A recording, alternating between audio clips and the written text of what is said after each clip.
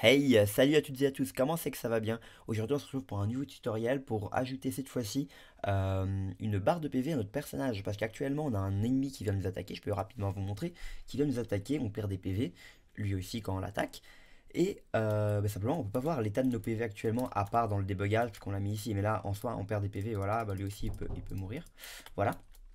Donc là, on va rajouter une barre de PV qui sera affichée au-dessus, qui va nous afficher le visuel quand on perd et quand on gagne des PV. Donc là, on va créer la classe LiveBar qui va être donc la barre de PV. On va, on va faire ça tout de suite. Donc vous allez faire clic droit sur tuto YouTube. Vous allez faire ajouter classe. Vous allez l'appeler LiveBar. Hop là. LiveBar, nickel. Une fois fait, on va commencer directement à créer cette classe-là. Et qu'est-ce qu'on a besoin pour la LiveBar? Alors, on aura besoin du minimum de PV que notre personnage aura. Donc private, float, mais ça c'est à l'installation évidemment, 1000 PV. On fait pareil avec max PV. On a besoin des PV actuels, private, float, PV actuels qui vont donc pouvoir changer en fonction si jamais on décide à notre personnage de lui racheter des PV ou non. Par exemple en ramassant la pièce ou un cœur ou peu importe ce que vous voudrez. Nous on va le faire avec la pièce juste parce qu'on a déjà un collectible de fonctionnel et comme ça on pourra voir la différence. On aura besoin d'un truc qui va nous servir à être la cible. Vous allez comprendre. On va l'appeler private. Float toujours, float c'est évidemment pour les chiffres à virgule. On va appeler target PV, donc la cible des PV qu'on souhaite atteindre. Ça va nous servir à afficher la barre de PV, mais de manière pas saccadée, mais continuelle. C'est-à-dire que, imaginons on perd 10 PV d'un coup, au lieu de faire disparaître d'un coup les 10 PV, et ça les fera disparaître de manière linéaire. Donc après ça, il nous faut aussi private float le full PV. Full PV. Voilà, c'est le nombre max, ça va être pour faire un pourcentage. Au cas où vous décidez de ne pas mettre la même quantité de PV que moi, que ça casse pas tout. Et il faut rajouter donc deux images. L'image avec la barre de PV pleine et l'image avec la barre de PV pas pleine, du coup, vide totalement. Donc texture, euh, texture 2D. On va l'appeler donc full bar. Full bar et empty bar. Empty bar, voilà, nickel. Et normalement, est-ce que j'ai oublié un truc? Oui, il faut rajouter aussi la transition de speed. Parce que du coup, la target, on lui a pas défini de vitesse à atteindre. Donc, on va faire un private float transition speed. Transition. Je vous rappellerai après dans le code à quoi sert, enfin, qu'est-ce qui sert à quoi. Hop là, attends, on va juste rendre ça hop, plus compréhensible, nickel. Voilà. Là, maintenant, vous allez sélectionner le tout, faire clic droit, action rapide et refactorisation et encapsuler les champs pour les rendre publics. Voilà, c'est des getter setters fabuleux. Ça va nous servir du coup à traiter ces données-là hors de cette classe par exemple. Donc là, maintenant, on fait le constructeur. Donc ça va être un public live bar. C'est donc, comme je l'aurais dit à chaque fois, le constructeur, c'est ce qui va nous servir à l'instancier et à mettre des paramètres par défaut. Donc sa taille par exemple, donc la min PV, float max PV. On a quoi d'autre? On a les deux textures et je pense que ça sera déjà plutôt pas mal. Donc là, full et empty. Hop là, et empty bar. Hop là. Donc en paramètres, pardon, ouvrez les crochets et à l'intérieur de ça, on va mettre les valeurs. Hop, max, min.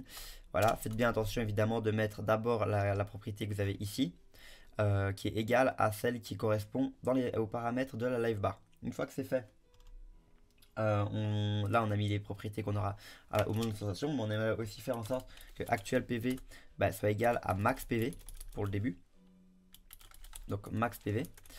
Et on veut que notre target PV est égal à actuel PV. Voilà, ça c'est juste pour la sensation et après on le modifiera. Donc la classe n'est pas très compliquée. D'abord on fait un draw, un public draw pardon, public void draw, c'est ce qui va nous servir à dessiner les deux barres qu'on va rajouter après. Quoique on va les rajouter maintenant comme ça sera un peu plus visuel pour vous. Donc vous allez dans le content comme d'hab, double clic. Une fois que c'est ouvert, on va rajouter un nouveau dossier pour nous qu'on va appeler donc pour nous on va l'appeler UI. Ça va être l'interface utilisateur, user interface pour ceux qui ne sont pas très anglophones, donc interface utilisateur. À l'intérieur de ça, on va créer un dossier qui va s'appeler game, ça va être pour tout ce qui est joueur dans le futur. Donc on va appeler ça game, hop là. Voilà, vous n'êtes pas obligé de faire tout le même chemin que moi, vous devrez adapter en fonction de votre projet le chemin que vous voulez. Vous n'êtes pas obligé de faire comme moi, mais voilà. Moi je le montre comme ça, et du coup vous faites ajouter les fichiers, vous allez prendre vos fichiers, je vais les prendre. Là j'ai ajouté mes deux fichiers, et vous faites build, et normalement vos fichiers sont ajoutés avec succès. Donc là on va vite fait les regarder. Donc UI game, live bar comment elle est. Voilà, c'est une barre rouge et une barre pleine. Une barre vide, pardon. Voilà, on a les deux barres, donc on aura la barre rouge par-dessus, et quand on perdra des PV, la barre descendra petit à petit pour faire afficher celle-là. Donc voilà, on a nos magnifiques barres. Trouvez-les en ligne ou créez-les avec intelligence artificielle si vous n'êtes pas d'un talent incroyable pour le dessin. Voilà, donc on a le draw. Maintenant, ce qu'on va faire dans le draw, on va prendre actual PV et on va le rendre égal à mathhelper.lerp. L'herbe, c'est quelque chose qui va nous permettre justement de faire la transition assez smooth de notre value. Donc on met la valeur actuelle qui va être, qui est en deuxième paramètre la valeur qu'il doit atteindre. Donc target position, target PV pardon. Et là évidemment la transition, la rapidité à laquelle on veut que ça se fasse. Donc transition speed comme on l'a décrit au-dessus. Maintenant de ça, on va faire en sorte de récupérer le pourcentage. Le pourcentage de notre PV en fonction de nos PV actuels. Du coup, actuel PV divisé par max PV, qu'on pourra évidemment changer dans le code. Après ça, on va créer une with qui va être en fait la variable qu'on va changer pour l'affichage de l'image. Donc on fait un full bar. Bah voilà, full bar.with fois pourcentage. C'est exactement ce qu'il nous faut. Après ça, on va faire afficher les images, donc globals.spritebatch. Donc évidemment, vous faites dessiner comme vous l'avez fait dans votre code. La plupart des gens le font dans Game 1 et du coup, ils le passent en paramètre dans le draw. Nous, on n'a pas besoin vu qu'on l'a mis en global. Donc vous faites un point draw et vous dessinez d'abord votre barre vide, donc empty bar. On fait un nouveau rectangle pour le faire apparaître. Nous, on l'a mis en 0,0, mais en soi, vous pouvez le mettre dans le constructeur, une position, mais nous, on va le faire un peu à la dure. De toute façon, c'est pas très important. La position 0,0 nous convient. Et voilà, donc là, maintenant, on va faire full bar.width pour la largeur de notre barre. En fait, on va prendre exactement toute la taille de la texture. Donc, faites gaffe à avoir une bonne taille, sinon vous mettrez des valeurs différentes que moi. Si jamais votre barre de PV est trop grande, trop petite, c'est à vous de voir ce que vous mettiez ici. Vous pouvez mettre des valeurs en paramètres aussi. Nous on va pas le faire parce que j'ai fait en sorte que ça soit la bonne taille. Et là on met évidemment la couleur pour dessiner.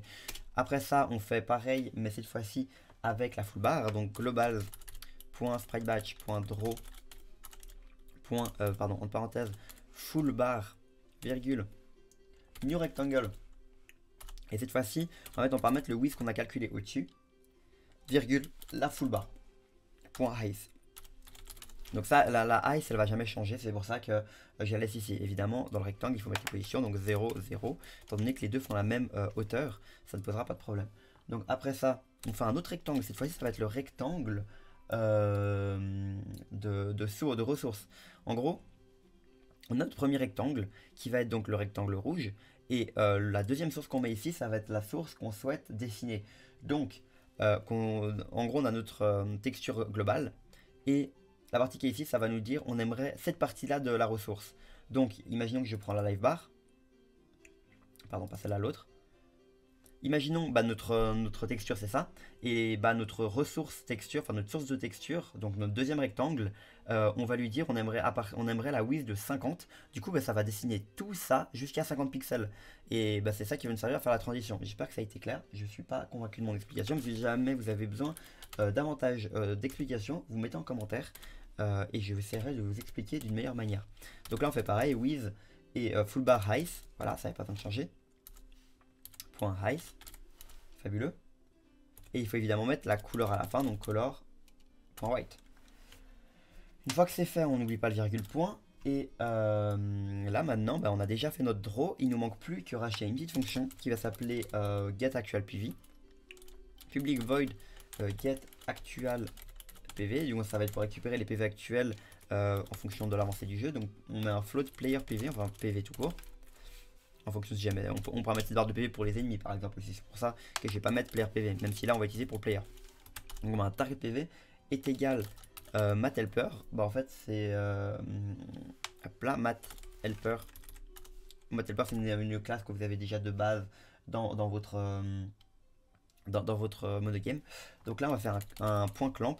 Le point clamp, en fait, il va servir à atteindre justement la valeur actuelle des PV qu'on cherche à atteindre. Donc là, on met en parenthèse actuel PV. Pardon, on met en parenthèse les PV du coup qui sont ici. PV. On met min PV et max PV. Hop là. C'est exactement ce qui est écrit ici. Fabuleux. Et là, on va peut-être mettre PV actuel. Comme ça, c'est plus clair. PV actuel. Magnifique. Une fois que c'est fait, maintenant, il faut aller l'instancier chez Player. Donc, chez Player, on va faire très simplement un private live bar. Live bar. On va l'appeler live bar. On va pas se compliquer la vie. Live bar. On fait action rapide de refactoriser pour l'avoir en public. Et directement à la suite de l'animation, on va faire un live bar est égal new live bar. Et qui va prendre quoi en paramètre? Qui va prendre les PV. Donc nous on a mis que ça prenait 0 en min et life pour les max PV. Ensuite de ça, on va mettre la texture. Donc on l'a pas encore instancié, mais on va l'appeler global texture. On va l'appeler full PV. Pour l'instant ça n'existe pas cette variable, on va la créer juste après. Et là on fait un global texture point empty PV. Donc là il n'existe pas, mais on va le faire tout de suite. Voilà, on prend ça, on va dans global texture. Ici vous faites donc un public statique texture 2D et vous mettez pas bullet mais vous mettez empty PV et full PV. Donc hop, vous copiez cette ligne et vous faites un full PV. Maintenant il faut évidemment le load. Donc pour le load on le fait à chaque fois dans le game 1, en tout cas dans notre cas. Vous allez ici et là vous allez appeler votre global texture. Donc vous avez votre global texture qu'on a appelé donc full PV qui sera égal à le contenu qui est ici, donc content.load texture 2D. Sauf que là, au lieu de mettre player, vous mettez votre chemin. Donc nous, c'est UI game et live bar. Nous, c'est quoi? C'est full PV, donc c'est live bar tout court. Live bar. Et on fait pareil en bas, mais cette fois-ci pour le empty PV qui va être donc live bar empty dans notre cas. Voilà, maintenant qu'on a ça, il n'y a plus d'erreur ici, c'est logique, c'est normal, c'est parfait. Donc maintenant, ce qu'on a besoin de faire aussi, c'est d'appeler le get actual PV. Donc on fait un live bar point get actual PV. Non pas ça, live bar c'est la variable qu'on a créée. Point get actual PV et en paramètre on met life.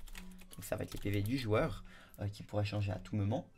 Une fois que c'est fait, on va aussi draw live bar. Du coup pour le draw on va pas se compliquer la vie, on va faire juste ici. Attends, on a où notre fonction draw? On l'a tout en bas. Voilà, draw player. Ici on va faire une fonction de public void draw live bar. Voilà, on va pas se compliquer la vie. Et on va donc rajouter à l'intérieur de celle-ci le live bar sans la majuscule OB .draw. Voilà. Comme ça, on appelle ça dans le draw du joueur. Et c'est parfait. Est-ce qu'on l'appelle dans le draw du joueur? Normalement, ça devrait poser aucun souci. Si, ça va poser un souci. Nous, on va plutôt l'appeler... on va plutôt l'appeler dans le game 1. Dans la partie... comment on appelle ça? La partie UI, donc la partie qui ne bouge pas. Donc, on avait créé un autre global sprite batch.draw et .begin et .end uniquement pour faire en sorte qu'elle ne bouge pas, donc pour que le texte ne bouge pas avec la caméra. Donc maintenant on va check ça. Normalement ça devrait déjà être plutôt bon si je n'ai rien oublié. On va lancer ça, du coup vous n'oubliez pas de mettre le player et là on va voir. Alors notre ennemi, j'ai retiré un peu tous les dessins et on va voir ça tout de suite. Ok, là il nous attaque, ça ne fait absolument rien. J'ai oublié un truc, qu'est-ce que ça va être? Ok, donc on va aller vite fait vérifier la page live bar. Et donc qu'est-ce qui ne joue pas? En fait ce qui joue pas c'est... Ah transition speed, jamais je lui donne une valeur. Donc transition speed, on va le mettre ici. Transition speed est égal à quoi? Est égal à 0.15 float. Donc c'est entre 0 et 1. Et nous on va mettre 0.15 et on va voir si ça rend quelque chose de bien. Normalement ça devrait marcher comme sur des roulettes, mais je suis pas sûr. Voilà, ok, vous voyez vos PV descendent petit à petit, c'est fabuleux. Et donc ils peuvent arriver à 0, etc. Nous on va juste faire rapidement quelque chose dans le game 1. On va augmenter les dégâts par exemple du Balor, notre monstre je veux dire. Donc là on regarde rapidement damage, ok. On lui rajoute donc, ici on va lui mettre du coup 8. On va faire en sorte qu'il nous fait 8 damage par coup.